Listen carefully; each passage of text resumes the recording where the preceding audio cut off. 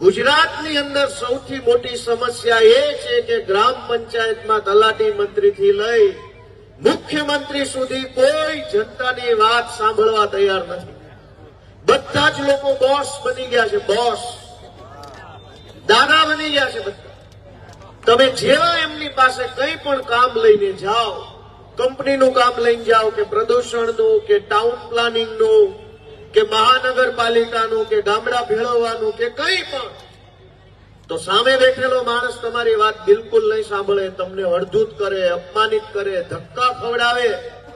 આજ આવજે, કાલ આવજે, જતો રહે અહીંયાથી, નહીતર પોલીસ બોલાવું, આમ કરી નાખું, તારું કૂપન બંધ કરાવી દઉં.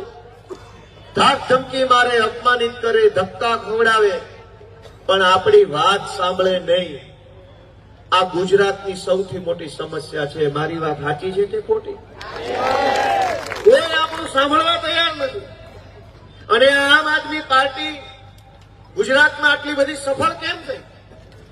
બીજેપી અને કોંગ્રેસના માણસો તો એવું કહેતા હતા કે ગુજરાતમાં ત્રીજો પક્ષ નહીં ચાલે. નહીં હું હાલે, આ દોડે છે. જો આમ આદમી પક્ષે દોડે છે, ભાજપ વાળા ઉભા રોડે દોડે છે, એ દોડે છે, અમારી પાર્ટી દોડે છે. કેમ નહીં ચાલે ત્રીજો પક્ષ?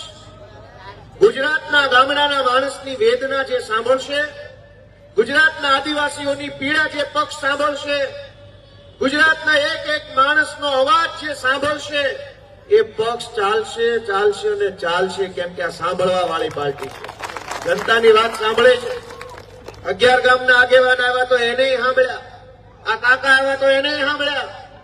કોઈ હજુ કંઈક કહેવા માંગતો હોય તો એને સાંભળીએ. અમે તો ગરીબોનો, નાના માણસોનો પક્ષ છીએ, નાના માણસોની વાત સાંભળીએ અને ઈશ્વરે અમને જે શક્તિ આપી છે એ શક્તિ પ્રમાણે નાના માણસને મદદ કરીએ.